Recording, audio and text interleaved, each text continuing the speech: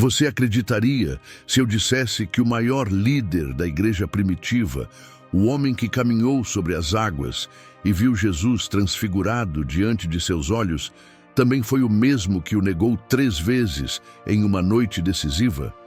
Poucos conhecem os detalhes chocantes dessa jornada de fé, fraqueza, perdão e coragem extrema.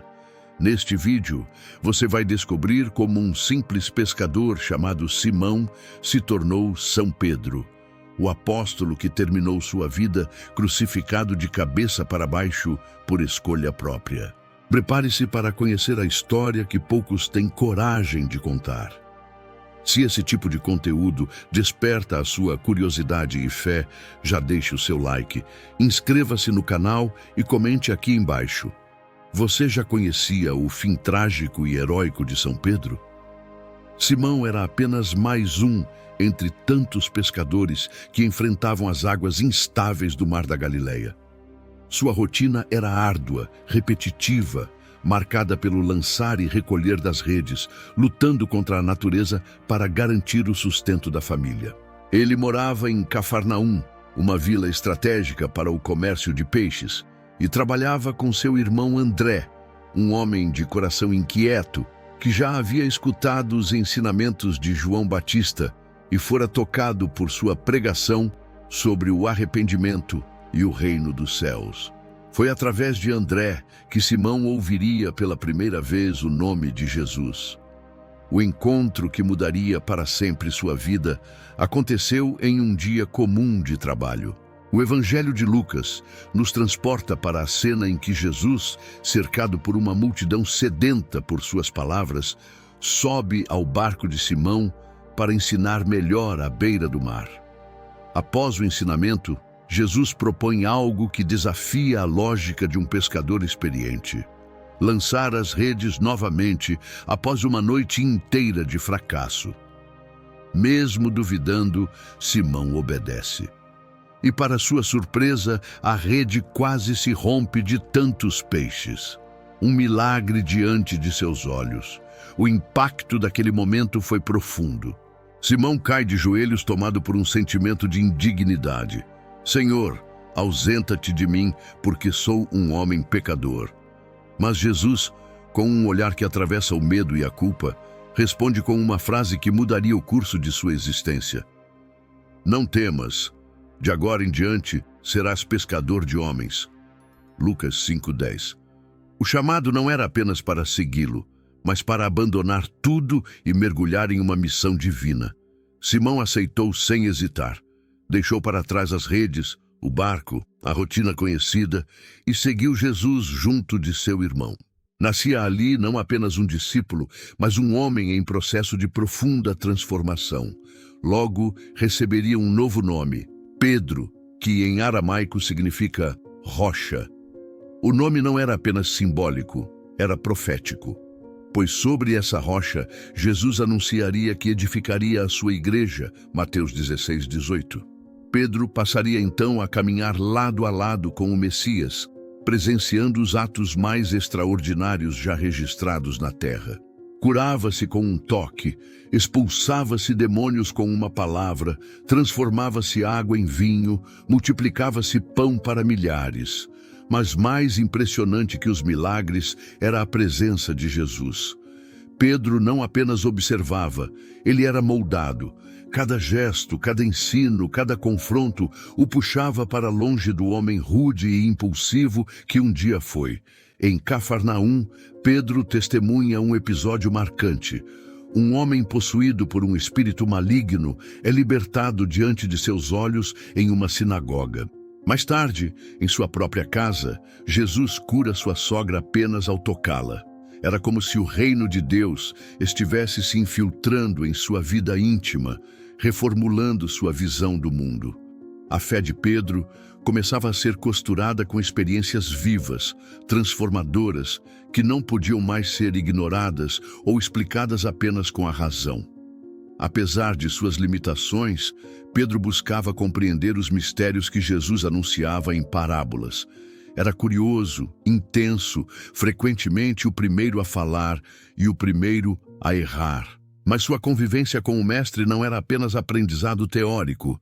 Jesus estava esculpindo Pedro por dentro, em meio às contradições de sua personalidade, preparando-o para enfrentar desafios que nenhum outro homem ainda havia experimentado. À medida que o ministério de Jesus avançava, Pedro se tornava não apenas um seguidor, mas uma testemunha ocular de episódios que desafiavam todas as leis naturais. Entre esses momentos, um dos mais emblemáticos foi a travessia do mar durante a madrugada, onde Pedro protagonizou uma das cenas mais intrigantes da Bíblia. Ele caminhou sobre as águas.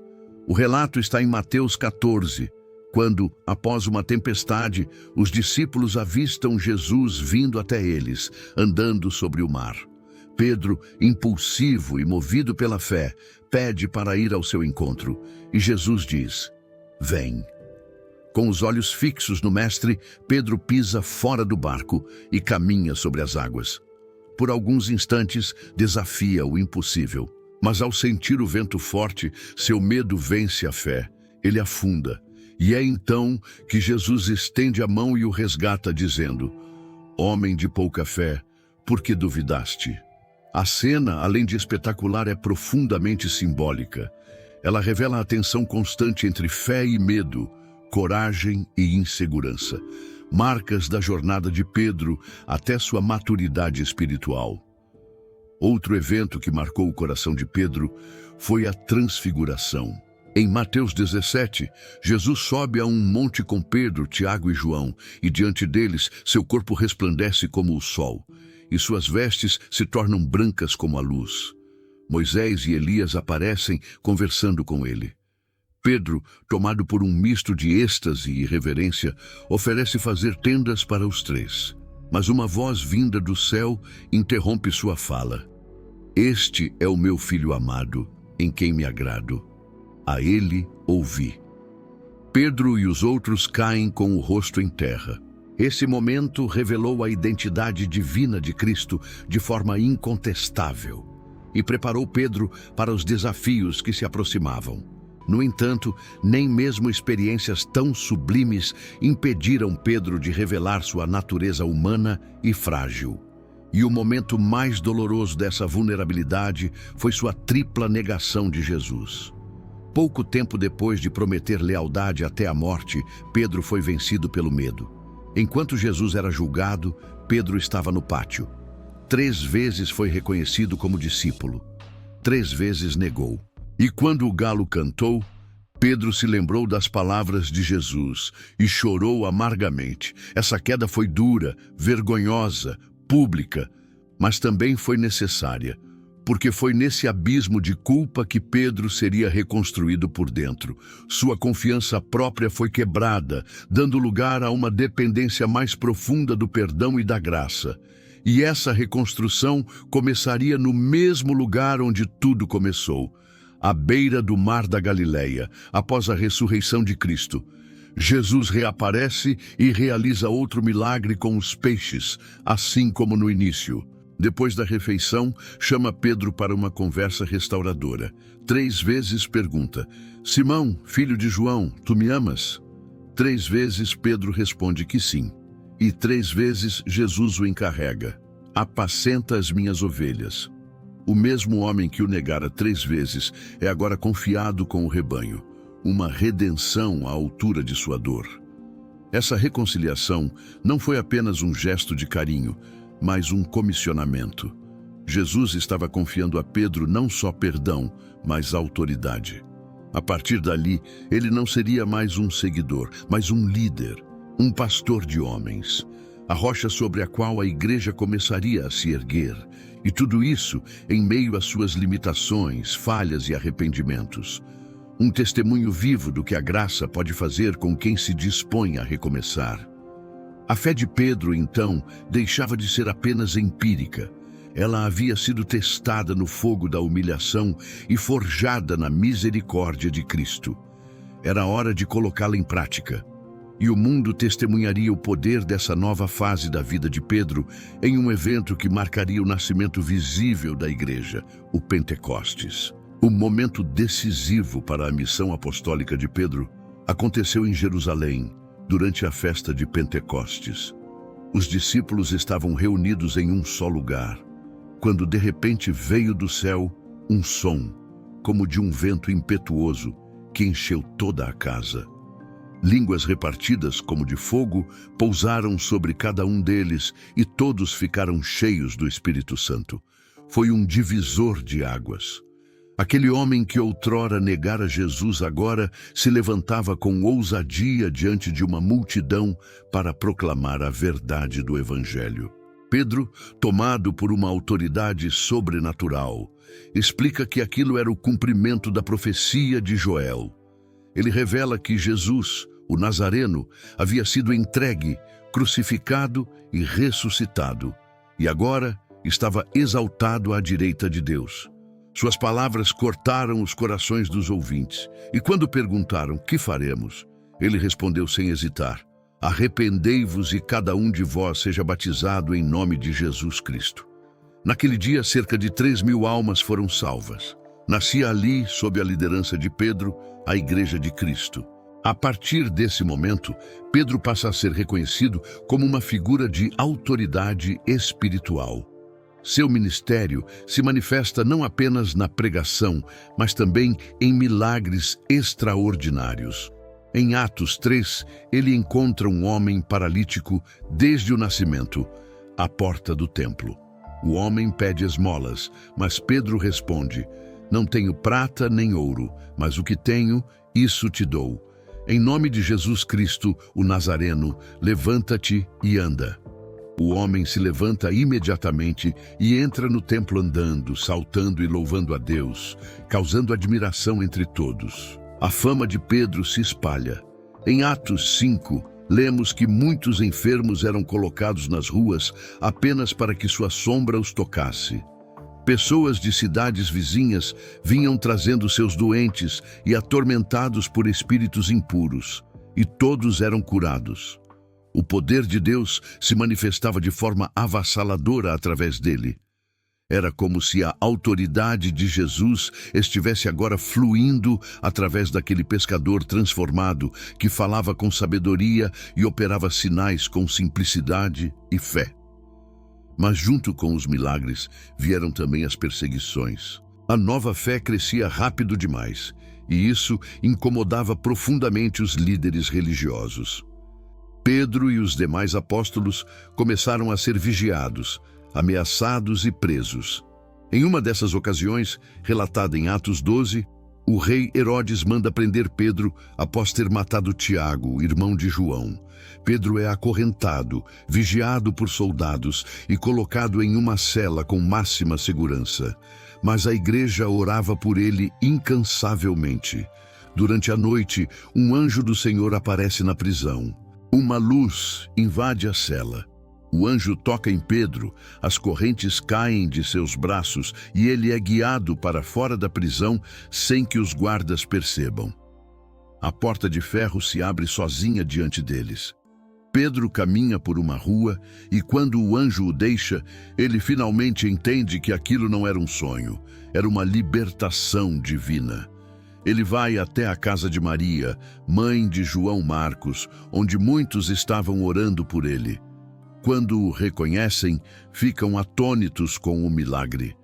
Mesmo diante da perseguição intensa, Pedro não recua. Seu espírito foi forjado pela ressurreição e sua coragem alimentada pela presença do Espírito Santo. Ele continuava a pregar, a curar, a confrontar as autoridades com ousadia. Era agora o rosto visível de uma fé que não podia mais ser detida. As prisões, ameaças e até mesmo o risco de morte não o impediam de cumprir seu chamado.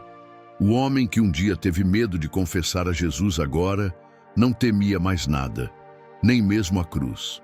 E foi justamente essa fidelidade inabalável que o conduziria aos últimos anos de sua vida. Anos de viagens, ensinamentos e, finalmente, seu martírio em Roma. A jornada de Pedro, no entanto, ainda estava longe de terminar. E o que aconteceu nos seus últimos dias ainda hoje inspira e choca. Com o avanço do Evangelho por diversas regiões do Império Romano, Pedro assumiu um papel cada vez mais relevante como líder espiritual e missionário. Após os relatos dos Atos dos Apóstolos, a tradição e registros históricos apontam que ele percorreu diversas cidades, fortalecendo comunidades cristãs em meio a um contexto de perseguição e resistência. Roma, coração do império, tornou-se o palco final de sua jornada. Ali, Pedro assumiu a liderança da igreja local, que crescia silenciosamente sob risco constante de repressão. Mesmo enfrentando hostilidade, Pedro continuou a ensinar com firmeza e escrever com sabedoria. Suas 2 epístolas, hoje parte do Novo Testamento, são testemunhos vivos de sua maturidade espiritual. Na primeira carta, ele encoraja os cristãos perseguidos, exortando-os à santidade, à perseverança e à esperança. Reafirma que o sofrimento por Cristo não é derrota, mas honra. Ele escreve: Amados, não estranheis a ardente prova que vem sobre vós para vos tentar, como se coisa estranha vos acontecesse. 1 Pedro 4:12. Era a voz de alguém que conhecia a dor, mas que também conhecia a glória de ser fiel até o fim. Na segunda epístola, Pedro se volta para o perigo interno, os falsos mestres. Ele alerta os fiéis contra doutrinas corruptas e incentiva o crescimento no conhecimento de Cristo. Mais uma vez, aponta para a segunda vinda de Jesus, incentivando a vigilância espiritual. Cada palavra escrita carregava o peso de quem sabia que seus dias estavam chegando ao fim. Mas mesmo assim, ele seguia como um pastor dedicado, cuidando do rebanho com coragem e zelo. Foi em Roma, durante o cruel governo do imperador Nero, que Pedro enfrentou seu destino final. Após o grande incêndio que devastou parte da cidade, Nero acusou os cristãos de serem os responsáveis e iniciou uma das mais sangrentas perseguições da história. Muitos foram presos, torturados e mortos. Pedro, como uma das figuras mais proeminentes do cristianismo nascente, tornou-se alvo direto. Preso, ele foi condenado à morte, mas fez um pedido que marcaria sua história com ainda mais força. Segundo a tradição, Pedro não quis ser crucificado da mesma forma que Jesus. Sentindo-se indigno de morrer como seu mestre, pediu para ser crucificado de cabeça para baixo. E assim foi feito. A cruz invertida, símbolo de humildade, tornou-se o marco de sua entrega total. Em seu último ato, Pedro reafirma que sua vida, desde o chamado no barco até a liderança em Roma, pertencia inteiramente a Cristo. Seu sangue se unia ao de tantos outros mártires que, sem medo, deram suas vidas por amor ao Evangelho. Com sua morte, Pedro selou com o próprio corpo aquilo que pregou com a boca e viveu com o coração. A Basílica de São Pedro, construída sobre o local onde se acredita que ele foi sepultado, tornou-se um símbolo da fé inabalável que ele representava. Mas muito além dos templos, seu legado permanece na coragem daqueles que seguem o mesmo caminho de renúncia e fidelidade. Aquele pescador galileu, falho e impulsivo, foi transformado pela graça em uma rocha que sustentou a Igreja de Cristo. A festa de São Pedro, celebrada em 29 de junho, é uma homenagem a esse apóstolo singular. Em muitos países, especialmente na América Latina e na Europa, essa data é marcada por procissões, festas populares, missas solenes e tradições locais. No Brasil, especialmente em regiões pesqueiras, os barcos são decorados, procissões marítimas são realizadas e as comunidades se reúnem para celebrar aquele que um dia foi também pescador de peixes antes de se tornar pescador de almas. Essa memória viva mantém acesa a história de um homem que negou Jesus, mas terminou crucificado de cabeça para baixo. A história de São Pedro não é apenas um relato do passado. Ela é um espelho, duro, honesto e desafiador, que nos confronta com a realidade de nossas próprias quedas, medos e fraquezas. Quantas vezes você já negou a fé com atitudes, palavras ou silêncios? Quantas vezes afundou nas águas da dúvida porque tirou os olhos de Cristo? E mais importante, será que você também está disposto a se levantar, mesmo que isso custe tudo? Pedro nos prova que não é preciso ser perfeito para ser usado por Deus. É preciso ser moldável. Aquele que foi impulsivo, medroso e traidor, tornou-se firme, corajoso e líder. Deus não escolheu Pedro porque ele era uma rocha. Ele o transformou em uma. E a pergunta que fica para você hoje é: o que está te impedindo de viver esse mesmo processo de transformação? Se essa história tocou o seu coração, compartilhe nos comentários. Qual parte mais te impactou? Você se identifica mais com o Pedro do barco, da negação ou da cruz? E lembre-se, fé não é ausência de falhas, é a escolha de seguir apesar delas. Clique no botão de like, se inscreva no canal e ative as notificações, porque ainda há muitas histórias ocultas, impactantes e transformadoras da Bíblia para explorarmos juntos. Aqui, cada vídeo é um convite para mergulhar mais fundo nas Escrituras e sair diferente do que entrou.